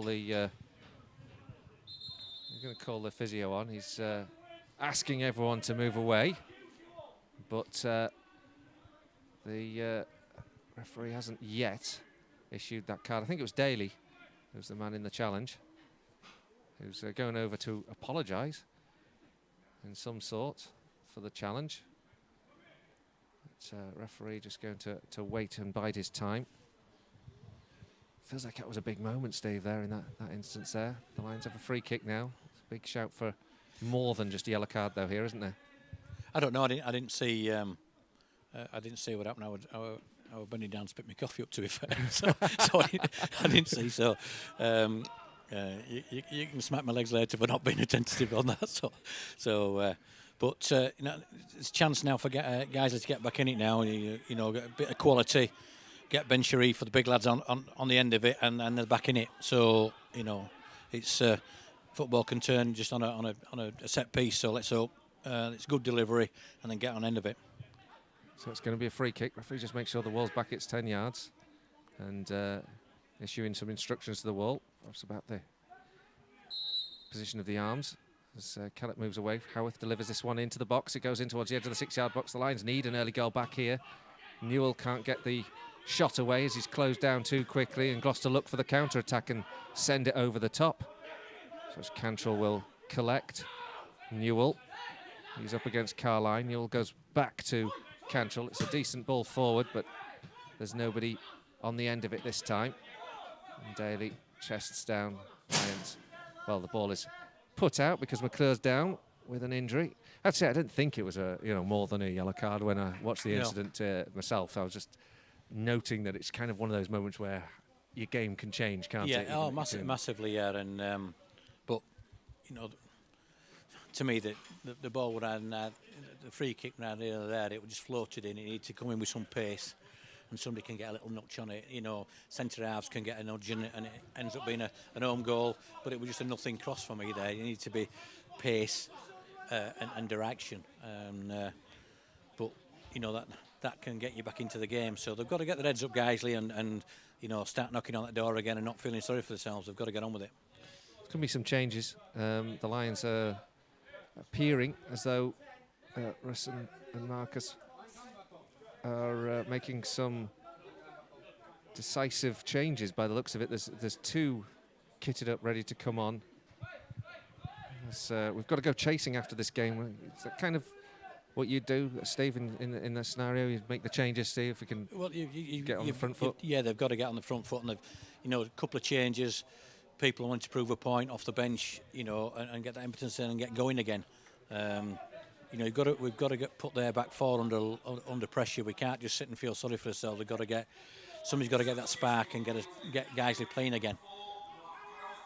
So that changes. Mark Howarth going off, and young Vanarama National League North Young Player of the Month, Lewis Hay, who scored that goal against Bolton in the FA Youth Cup last month, a day after making his first team debut here away at Boston. And Isaac Currioff and Dan Cowan, who's been the more regular man in that position, he's coming on. And there's going to be another change as well for Gloucester. I have to say I failed to mention the half-time change for them, which was Menseroff and O'Sullivan on. This one I should be able to announce correctly. Well, I won't guarantee anything. But that's Callum Nichols coming on and Matt McClure going off, who's been in good goal-scoring form. So we are back, 3 subs made, and the ball will be returned to the Gloucester goalkeeper, sportingly. Didn't shoot that time, though, did he? Yeah, we gloss over that one, Steve. Oh, this is your first time to come here, but yeah. No, we always have our heart in our mouth at that moment. Yeah. Don't want to be in another media storm. No. Throw in left back position, and it's thrown back by George Cantrell to Brad Wade. And then again, the high press causes the Lions problems. The ball has been won here by Dawson into the box. Asante already got one, looking for more now, trying to work a bit of magic on the edge of the 18-yard box. It's beaten away. Johnson chases after this one as the ball is returned into the Gloucester half. It goes long into the Lions half then, and down this right-hand side where, again, it's Dawson trying to get a cross in. It's delivered into the box, headed away, picked up again, this time O'Sullivan for Gloucester. Now a loose pass gives maybe a sense of a chance as Hay wins the ball and can't quite find the final pass. He's just trying to find his range at the moment. Kellett now on the ball. Hay moves out to the left-hand side. Kellett with the ball over the top towards Cian Harrit. I keep getting his name wrong. I do apologise. Harrit has to watch as it's returned to the goalkeeper, who in turn actually skews his clearance. It goes out for a throw-in for the Lions with half an hour to go, trailing by 2-0 after a disastrous opening period to the second half. Guys, you need to up the memento now. Polo into Cantrell, halfway line. Cantrell up towards Hay. He's muscled off the ball, but still chasing and scurrying after it as O'Sullivan clears. And Ben Sharif returns that to the feet of Brad Wade. He sends it up. The flick on there from Dan Cowan. Oh, well overhit in the end, and it's all the way through to the goalkeeper Louis Malden. Those changes seem to have given guys a bit of impetus, Steve. They've just got to settle down, and you can see Marcus, saying just settle down, and got to settle down and get the passing game going again, and get in behind them and squeeze up the pitch. But the balls, they haven't put 2 passes together yet. Where the first half they were doing 3s and 4s and getting behind them. Now they're not getting behind them at all. They're not building momentum or getting that platform. And it's Gloucester who've got the ball back now, and they are pressing once again, looking for that third that would certainly put the game to bed, you'd think, already. Ball over the top has gone out to play for a goal kick. Thankfully, Lions can restart, but they trail by 2-0. And with 3 difficult away games to come for Guiseley, we're looking to see if we can get back into this one. Gloucester, of course, team at the top of the table. O'Sullivan plays it over the top. There's a chase on here for Ben Sharif. He loses out to Dawson. Dawson's into the area. Tackle comes in from Becker, who's down by the corner flag. The blocking challenge is made, and that results in a goal kick. 30 minutes to go. We've hit the hour. Guiseley trailing by 2. And the momentum well and truly in Gloucester's favour at the moment. It's a worst nightmare, I would guess, as a manager. You set out for the second half, is it? And you go to concede cheaply 2 goals? If you had the time-out like they do in American football, you'd be able to get them together and get it sorted. But, I was speaking to Russ a few weeks ago about his team, what he's got and what he hasn't got, and I still think he needs a little bit of experience in certain areas. Ball over to the right back. Oh, a shot that comes in from Nathan Newell.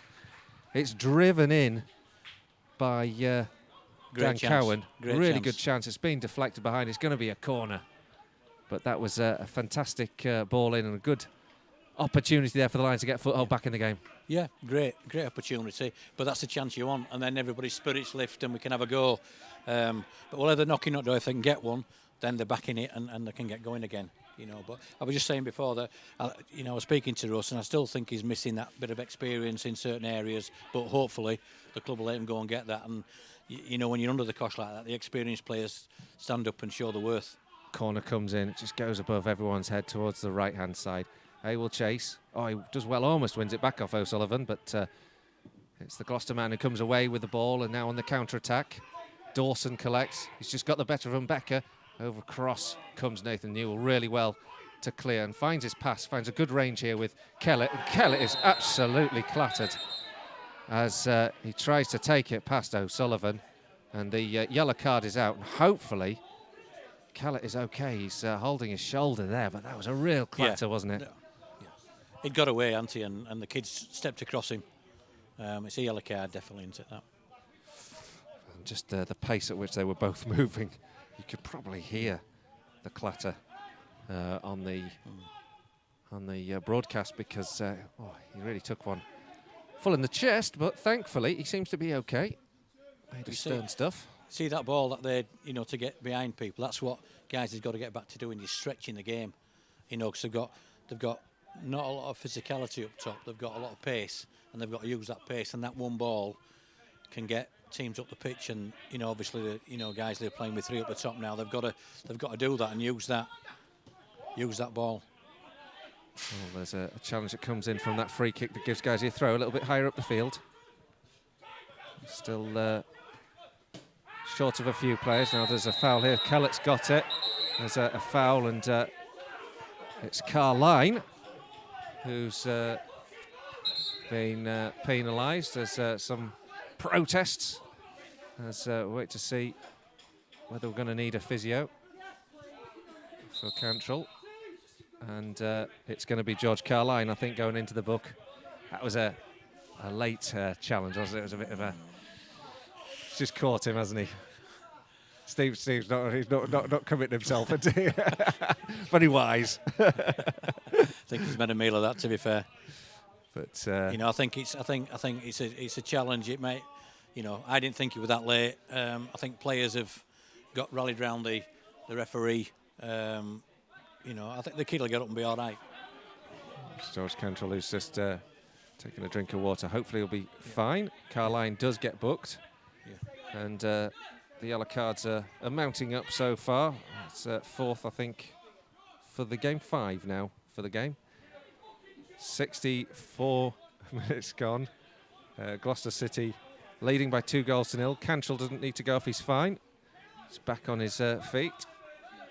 There was a case really for the advantage to be played, wasn't there? Because Kellett was... And get on with it. Was through, yeah. That's more frustrating than the actual challenge, really. Yeah. Kellett with the ball from the left-hand side, curls this one in. It's up in the air and headed away and out for throw-in for Guiseley. So you've got to have a better challenge. You've got to have a better cross there. Because can't even go over the front post man. Got to whip it in so it misses him, and then you know it's anybody's ball. Now a throw from this right-hand side, which Cantrell will take. Maybe he'll go long this time. He gets it up high in the air, up towards Hamza Ben Sharif. Oh, wobbles around in there. Shot comes in from Lewis Hay, but it was a difficult angle. He span on the ball, tried to take it, and in the end it's rather tamely behind for a goal kick. A few promising signs, though, aren't there? Yeah, I mean, in their last third, got it in the box. Young lad stabbed at it. You know what I mean? I'd like one of the young lads to get something and get a goal. It gives them a lot of confidence. But they've got to keep going and keep knocking on that door and keep it as it is. If they get one back, and then it's going to be the last 15, 20 minutes, it'll be different again. If we could just force the pace a little bit. The ball out to the right-hand side from Kevin Dawson on this occasion is too far away from Carline. So that will be a throw-in for Guiseley, left-back position. Cantrell takes it short to Newell. And then has knocked the ball behind for a corner as he overhits it in the pass back. And that's rather cheaply conceded possession. A strange sort of sequence of events, that, from a defensive point of view, isn't it? Could have turned and just put it down the line. And, you know, it's confidence, isn't it? You know, he's got to get back doing it, get doing the good things again. And you know, so we're saying about experienced players. Experienced players will get round young lads and say, listen, we've got to start doing the right things again. It's hard in the dugout, and like Ben Sharif can't do it on his own. This corner from the right-hand side, floated in towards the 6-yard box, headed up in the air, still not totally clear. Johnson underneath it. The ball will go out. Referee decides to give another corner for the visitors. There's a protest from Ben Sharif, but I don't think he's got that wrong on that occasion. The corner from this right-hand side, again taken short this time. O'Sullivan, the substitute, who will cross from that right-hand side in towards the back post. It's not cleared, and it's still in the 6-yard box. Eventually a free kick is given for a foul. And there's a bit of a discussion with Nichols, having a disagreement, I think, with George Cantrell. But that is quickly snuffed out, and it'll be a free kick to the Lions. They look dangerous from the set plays, don't they? We said that, didn't we, in the first half? It's, you know, and good teams will work on set pieces. Big sides will work on set pieces to get something out of the game, and that's what they do. They work on it week in, week out. Ben Sharif plays it out to the right-hand side to Ekpolo now over the centre circle. Ekpolo's looking for an angle for a pass. He's closed down, can't find it. Pass it. It's back to Mbeka, and then the Lions just building up a little bit of passing momentum. Cantrell, left back, plays it in here to Kellett. Kellett, under pressure, plays it back to Ekpolo. Guiseley holding on to the ball nicely now. And as the commentators curse, as the challenge comes in there from Thomas. Possession turns back over to Guiseley, though. And now a ball forward towards Cian Hallett. Cian Hallett can't turn before he's closed down. The challenge comes in the Gloucester perspective in the middle of the box, and they win possession back themselves, and now they move it up and high in the air out to the right-hand side. Carline heads a little bit high, and the possession goes back to Guiseley with the ball returned to Brad Wade. Cantrell, left back, looks ahead of him. And then opts to go square to Ben Sharif. Still 2-0 as we head with just 20 minutes to go. Lions need a goal to try and get back into this game, trailing to a penalty converted by McClure, and then failing to clear the lines and allowing Asante to get a second. Newell up against Carline, can't get past him. The ball is cleared. Ben Sharif sends it back to the goalkeeper. Wade plays a nice ball out to the halfway line. Ekpolo options a few, so it goes to Johnson. And Guiseley trying to work their way down that left-hand side. Dan Cowan, right-hand side rather. Dan Cowan is forced to go back. And now it goes out to the other side. This time, Cantrell makes a bit of a run. Hay almost gets away. He feels he was pulled back. There's a bit of a shout, nothing given. And now the counter-attack is on here as Nichols gets away, comes down that right-hand side. Block comes in from Newell. And then Cantrell really intelligently steps across to win the ball back, but can't keep it moving out. Carline recovers it for the visitors. Sullivan now with Dawson in field. Challenge comes in here from Kellett. His movement forward is blocked. And in the end, it's won back here by Gloucester. Morgan forward now to Gunning. Gunning overhits his pass and it's out for a throw. Another substitution to be made. Curious passage of play. Lots of the ball, but no headway really. No, I mean, you can just see there why Gloucester are where they are when they're under that little bit of pressure. They've kept the ball there in little triangles and kept it, and then put it in behind. Just take the pressure off.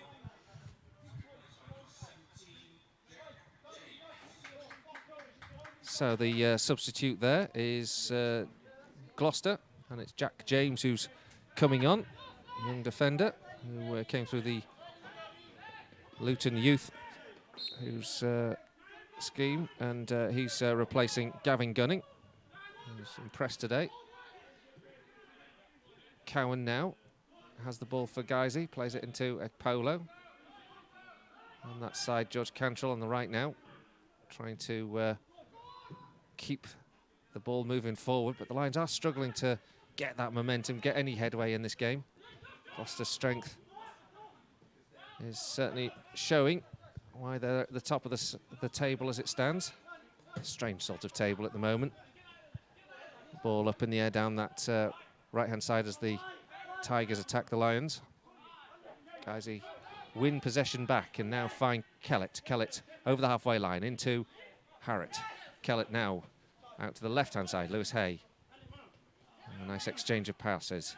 Andy Kellett at the heart of things, trying to glue some passes together for Guiseley. But the Lions just struggling to make forward momentum. Somebody's got to run in behind. Somebody's got to run in behind and, you know, and get and do that. Just get running behind and not want to come short all the time. Because they've built some momentum up 3 or 4 passes, and that 4th pass has got to be behind, but somebody's got to make that run. You know, everybody's wanting to come short. Just that willingness to try is a confidence thing, is it? Just a confidence, just I'd be saying to the 9, just all I want you to do is run in behind. Just run in behind all the time. Because, you know, if you come short, you're going to get a big ladder behind you and you're not going to just get running behind.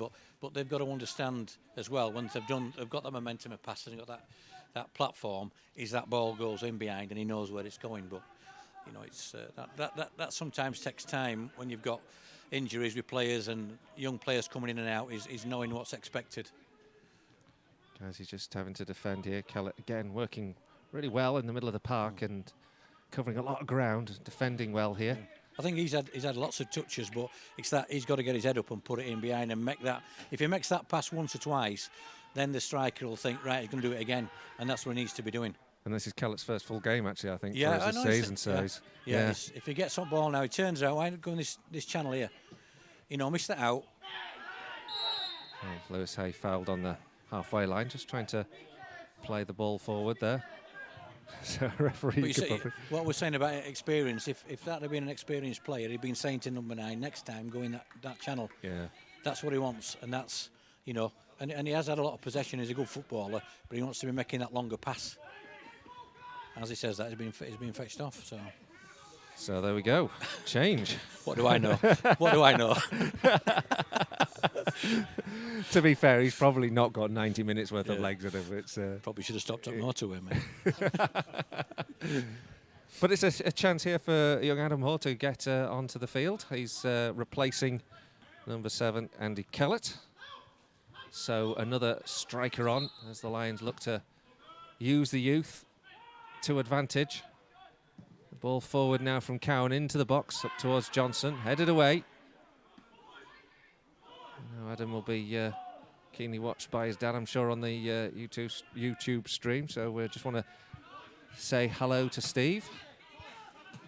Must be very pleased to see him out there as the chase down from Harrott doesn't work. And guys, you actually have to watch out for the counter-attack here. Good challenge comes in, and then Brad Wade will collect the ball. And Becker doing very well there to prevent Nichols getting away and getting a shot in on goal. Lions now move the ball forward. Harrott into Johnson. Johnson can't play it out to the right-hand side because he's shackled. Good challenge comes in here from Hamza Ben Sharif. It needed to be picture perfect because... Yeah, he had to be right there, didn't he? right under the referee's nose, and it was a full-blooded one. Now Newell down that left-hand channel. Chase is on. There's got to be a foul here as Harrott's pulled down. That's first time. Second half, the ball needed to be in there. Got a free kick, got an opportunity. Exactly what you've been saying, Steve. He's just got off the shoulder there and had to run out to the left-hand side, and it's also resulted in a yellow card for Ben Morgan. Centre-half now going to have to watch his final 14 minutes and the challenges that he makes carefully. So Guiseley now with a chance, perhaps, to make this set-piece play, this set-piece pay. As we set up to get the big men forward. How important is this kind of moment in a game when these kind of pivotal, aren't they? Listen, delivery's got to be right, and then like the second phase has got to be right. When the ball comes out, it's got to go back in. You know, even if one of the young lads has a shot and just it gets a nick off somebody, just hit the target and you can get back in it. Lewis Hay stands over this to deliver. An academy product. There's plenty of others on the field at the moment. Nathan Newell, Adam Hoare amongst them. There are 4 at the back post. This is where this ball should go. There's a sort of 2-man wall with a big hole in between. It's more to block the ball as it comes whipped over towards the near post. It's headed behind. Oh, goal kick has been given. And Ben Sharif is not impressed. I have to say, my first impression was that was a corner. Yeah. That's just stopped building momentum again, hasn't it? You see that? Oh dear. There's a bit of a rub of the green. It's not gone for us as well this afternoon. Very dubious looking penalty from our perspective. It was conceded in the opening periods of the second half. And now some momentum lost with that corner that never was. Goalkeeper starts, Louis Molden, again from the back, and puts the ball immediately out of play, which we're very grateful for. The ball goes over hit and out for a goal kick as it's returned. 12 minutes to go. The Lions have got a lot to do, haven't they, here to get back into it. Just needs a spark of something, doesn't it? Just that momentum into it. You know, you get that's a corner, that's another set piece on. And they start thinking we've got to be strong, and then you get the ball back again and keep putting it in. But they've got to get this line down, this ball down the sides for the 9. Just to the young kids got plenty of pace, and let them put them under pressure and turn them. Ball goes forward now, and this time there's a free kick against Adam Hoare as he challenges for the ball in the air. And Gloucester taking all the time in the world to take it. Bit of frustration on the Mixlr chat room. Thank you for joining us today. And Lion Club saying, I wish I was sitting in the stand. And Tug Rating going, here we go again. And Lion Club saying, all that effort in the first half. Come on, you Lions.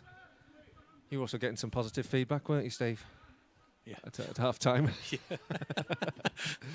I don't do Twitter and what have you, so if I'm getting caned, I'll find out. No doubt my kids will tell me. Better than Gary Neville, I heard. Ball goes up to the halfway line.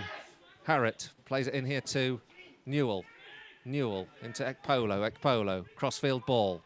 Nicely out to the right-hand side, but Dan Cohen just can't keep it in play. Frustratedly kicks the ball away. It'll be a throw-in for Gloucester City, who lead 2-0. 11 minutes to go. And another disappointing home game for the Lions. Back on the road for 3 games. It's strange, our home form has been not as good as our away form. We were unbeaten in the league, of course, throughout 2020. We haven't lost a game for a year away from home. You ever find that with Nethermoor? There was a difference in home performance to away? No, I'm not being facetious when I say this. I think we were good at home and away. We just had that momentum, didn't we? We never had that little bit of a break, until we don't want to talk about playoffs, do we? But I'm fetching it up. I've only just got out of therapy for that, Steve. Oh yeah. Newell on the ball. He's played it back here to Brunham Becker, and it's taken down as Polo threads it through here to Gabriel Johnson, but he's gone back, pressed by Dawson. Gabriel there just needed to head up and just put it in this channel. There you go, in the channel. Let's get somebody on the end of it. This time the ball down the right-hand side by Hamza Ben Sharif. Simply results in a free kick won by the visitors. Just take the sting out of it. There's very little that's actually been played in the final third, other than the odd set piece. So we're back on the road on Tuesday night at Kettering, and then away at Telford, your old stomping ground. Yeah. Good luck. No, they're doing well this year, aren't they? So it's a good place to go. Good setup, good people. I've got a funny story for you that my goalkeeping coach at that particular time, who is now the chairman, and my kit man, who is now the chief exec. So everybody who's involved in football clubs, just look at that and see what can happen. I don't think there's any progression for a commentator. Not a bad one like me. You're a lot better than me, Colin. Well, the challenge comes in on that left-hand side as Gloucester win the ball back, as the Lions are trying to make that headway down that flank, and again finding it frustrating. Hamza Ben Sharif comes in, makes the challenge on the halfway line, and cue protest really from Kevin Dawson. The free kick just inside the Gloucester half. It's going to take some time. We've only got 8 minutes really to go. As that clock ticks down, it seems less and less likely to turn it round. Managing the game well, aren't they, Gloucester? Yeah, I mean, the big lads experience a slow game down. Let's play at our pace. We're not chasing the game. Goes forward into the Lions' final third. There is a foul this time. And that's Nichols who's caught Brunham Becker. Goes back to the goalkeeper, Wade. And Becker collects it in the right-back position. As players forward. Nichols keeps the high press on. So it goes across that back line, and Dan Cowan sends it down that channel. Hoare gets it back to goal. Keeps possession, looking for options. It's closed down. Challenger is made, and it's Gloucester who win the ball. But a good tackle comes in as Adam Hoare wins it back for the Lions. Nonetheless, it's the visitors who keep it moving with James down that right-hand side. The substitute gets it into a fellow substitute, Nichols, who gets a shot away. Good save there from Brad Wade, down to his right. The ball still not out of play as the Lions recover and actually make a bit of headway down this right-hand side. It looks like there's a free kick high up the field. Probably the right place for them to earn the free kick as well from a Gloucester perspective. Keeper's angle were very good there. He made a great save there. Yeah, it just goes to show that third there would have killed it off. But just got to get that willing runner now to run into these channels. it's just 5 to go, and the Lions have a lot to do. Nathan Newell on the ball, trailing 2-0 to the team at the top of the pile. There we go. Ball over the top now. Edging a runner on is Steve Kittrick, our co-commentator today. But unfortunately on that occasion it didn't work out. The ball back into the Gloucester half, up in the air. No cohesion, no pattern to the play. Hamza Ben Sharif knocks it out. He protested it was actually a Guiseley ball. I think he's getting frustrated. Ben now he's just willing and wanting it like we all are, wanting to get that bit of a chance, bit of momentum to get behind and get a goal, and then you can try and nick something to get a point. But sometimes when you like that and you're trying too hard, it just doesn't, it runs away from you and it gets harder and harder. So Thrown on the halfway line for the visitors. They send it down that left channel. Guiseley to defend it this time. Becker doesn't get a clean foot through the ball, but it's followed up with a good header from Cantrell. But then down this left-hand side, Gloucester attack, and they come forward once again. There's a crossfield pass here to Jack James, who's screaming for it on this right-hand side. He collects, takes it down, but then plays the ball a little bit short, and it's really well anticipated by Prince Ekpolo. Johnson just dwells on the ball too long, dispossessed by Carline, who surges forward again, finds it out to the right-hand side where Kevin Dawson collects. He will cross, spins it into the box, headed away and claimed by George Cantrell. Cantrell is fouled. Guys will get the free kick, but again a free kick high up the field. That means that Goss will just go back and reset.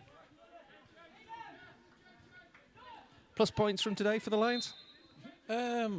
First half performance, you know, you can build from there. Frustrations for me sat here, wanting Guiseley to do well, is there's not one midfield player that got his head up and looked to put that ball behind. You know, number 8 there, he could have done that, but he wants to look and square and try and look pretty. And sometimes the striker had made the run that I've been asking him to make, you know, or willing him to make, and he didn't get the ball. So the kid's not going to do it again. He's going to come short, and he's got to get behind. Got to get behind. There's not one of them wants to look up and go for it and put it in behind. And today, that's to get back in the game. That's how you're going to stretch it. Ball over the top now as a chase on for Hoare, but he's done well actually to win the ball off the defender. He plays it back here to Johnson. Guiseley on the right-hand side with Dan Cowan. The ball drilled in, deflected away. Good square ball here to Gabriel Johnson, takes a run, plays it out to the right-hand side. The cross needs to come in now, but it's a low one that's beaten away by Gloucester once again. Good. Polo wins the header, and a penalty has been given. Must have been right on the edge of the area. Polo has earned Guiseley a penalty with 3 minutes to go, but he's looks like he's taken a boot in his face. There's a second yellow card and a sending off as well. So a possible game turner here, as Guiseley have a sliver of hope here, as a penalty earned by Prince Ekpolo, who's unfortunately taken what looks like the boot in his face, gives the Lions a chance to get a foothold back in this game, as Kevin Dawson makes his way into the dugout, having been sent off for a second yellow card. So can Lebrun and Becker give us a foothold, give us a sliver of hope in the final minutes of this game with this penalty kick? Referee just lining things up. That midfield player's a tough cookie, don't worry about that. That won't hurt him. I think he's just putting his nose back in place, actually, Prince Ekpolo. Yeah.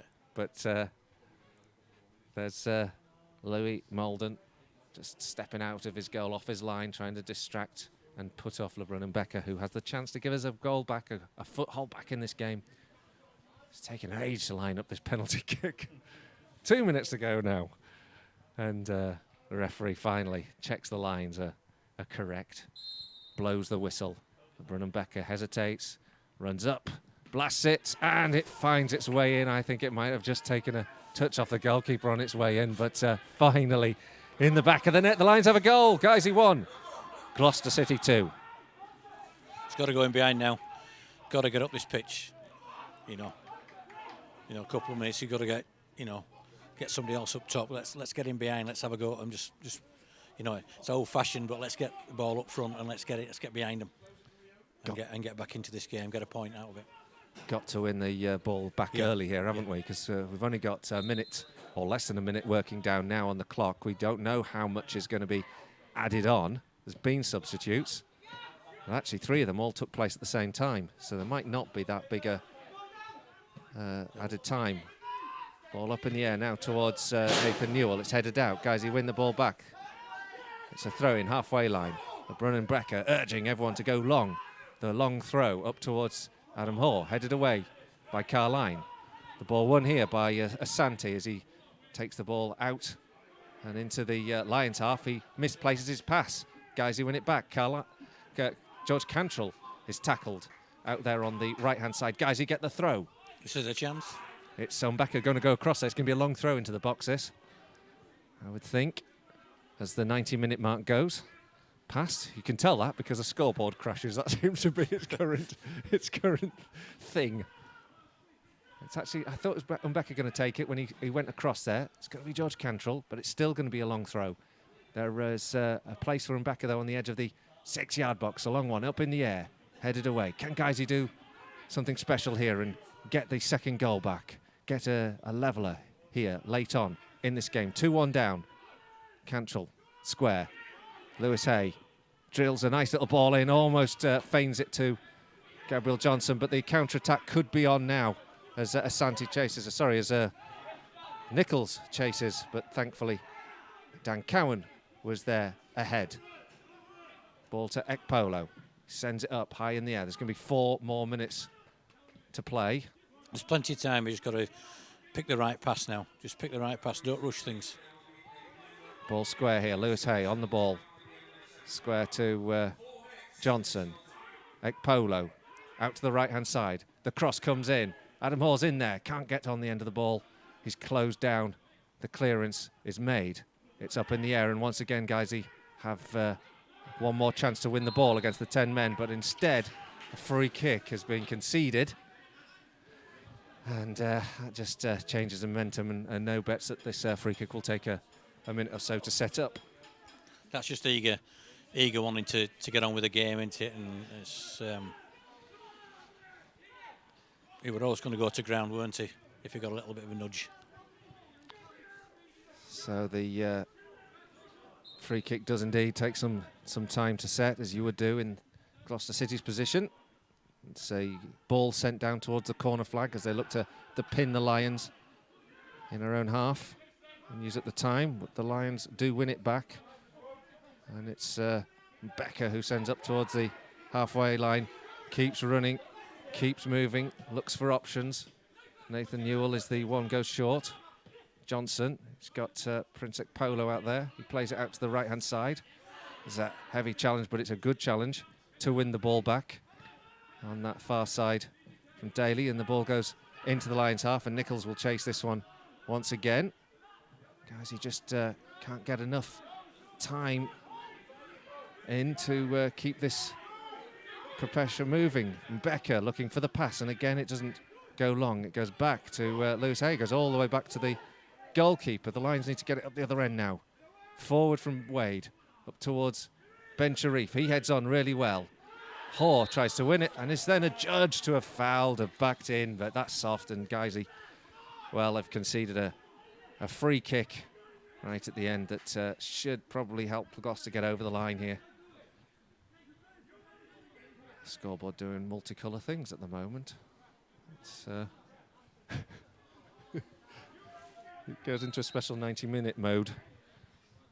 The last moments now, with the Lions trailing by 2-1. Is there time for one last chance? It might be. It might be for the visitors. Yeah, James, who's coming down this right-hand side and into the penalty area, takes a shot. Good save at his near post by Brad Wade.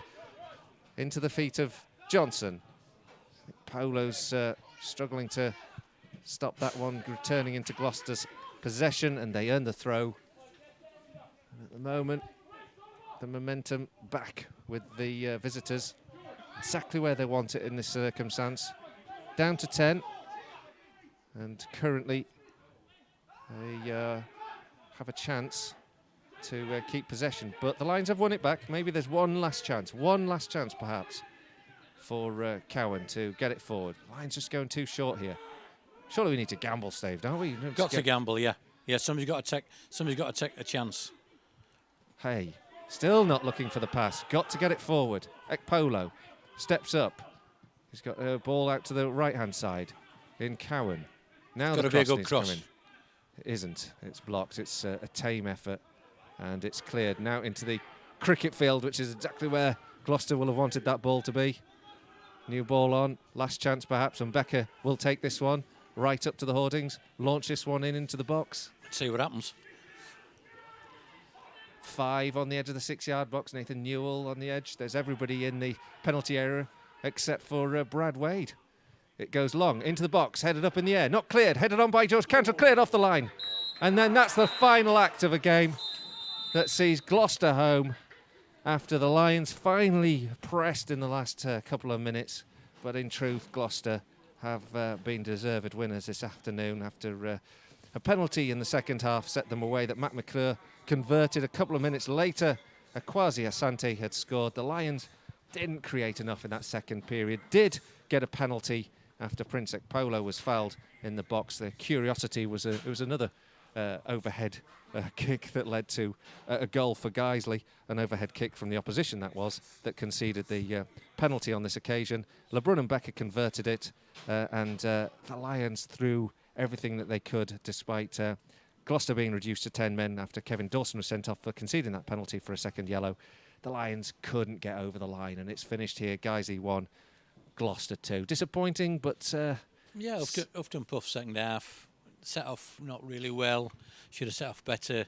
You know, the game got away from them, and then they lost the impotence and wanted to get, you know, play like they played the first half. Like I've been arcing on from my perspective, that they didn't get the ball behind, and when they did get behind, they got a bit of success. But well, it's a learning curve. A lot of young lads that's not played at this level for long periods. Young players coming in from academy sides, and you know, but it's a learning curve for them. But you know, if you're old enough, you're good enough. You know what I mean? And but that's what I'm saying. I think they missed that guy who can say what you need to do and say running behind, do this, do that. Because you can't. You've got the 8 in midfield's a good player, works hard. But you haven't got that general that's going to organise people, and that's what I've seen today. You need somebody who's going to go and organise everybody. Ben Sharif can't do it all, and you need probably a seasoned striker as well. I know Felix is a good player, but you can't just rely on him all the time. That's my assessment of it. But disappointing. They've worked hard, but you know it's that know-how. It's grinding games out, but having that, knowing when to go long, when to go short, and having that experience in midfield. And I think that's missing. And I think if you add a couple of players with experience, then you'll go on strength. It'll get stronger and stronger and better, and they'll learn. The young lads will learn the game. But you know, there's been some positives. First half, young lad up front works hard, wants to run in behind, but stop running in behind because the ball weren't coming.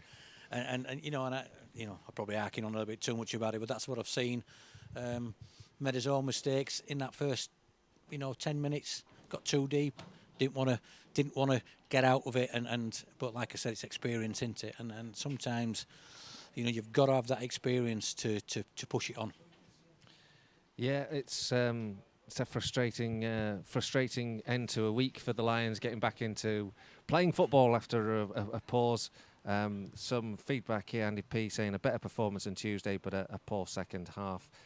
Thanks to all your comments on the Mixlr chat room and the absence of shout-outs. That's much appreciated. But in the end, it's points that matter, isn't it? And so going away this week, away to a struggling side, for example, like Kettering, who are not getting the results at the moment, that's where you start to look to get points and get a bit of momentum back to the season. Well, at least you know what you're going to get at Kettering, back to front, big and ugly, won't it?